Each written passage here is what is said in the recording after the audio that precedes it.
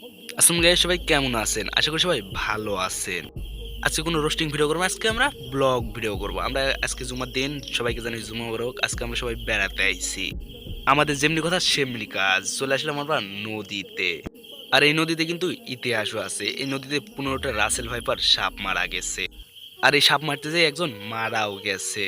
আর আর ইন্ডিয়ার পানিও কিন্তু এখানে এই নদীতে আসছে। তো চলেন সবাই যাই নদীর পানি দেখে আসি। বলেন কি সবাই? আর এই নদীতে এসে আমরা অনেক মজাও করছি, ভাবছি সামনের বছর পিকনিক করব। আর এখানে প্রতি বছর কিন্তু বালু অনেক পাওয়া যায়। এই যে এই পাশে দেখছেন বালু, এই পিছনেও আছে বালু। বালু এখানে ঘাট বলতে পারেন, কিংবা আবার চরও বলতে পারেন। কিছুদিন আগে এখানে এসেছিলাম কিন্তু পানি ছিল না, এখন বর্তমানে। আর এত পানি হওয়ার কারণ হলো ইন্ডিয়াতে ফারাক্কাটা ছেড়ে দিয়েছে, এর জন্য এত পানি। এটা কিন্তু এই পাশে কিন্তু ইন্ডিয়াও আছে। আর আমরা ভাবছি যে এরপরে ইন্ডিয়াতে যাব, ইন্ডিয়াতে গিয়ে বেরিয়ে আসবো। সবাই বলেন কি?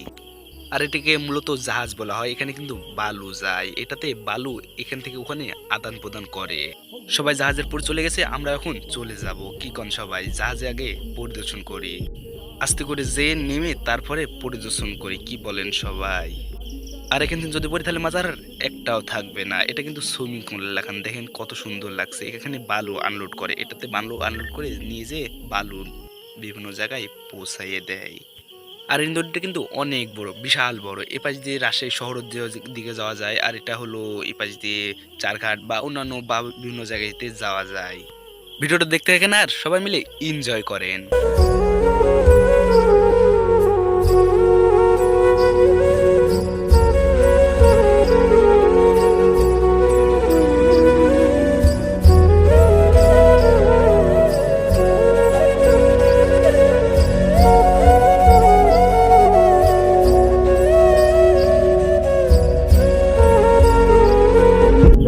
আজকের ভিডিওটা এখানে শেষ করছি এবং এনজয় করছি অনেক।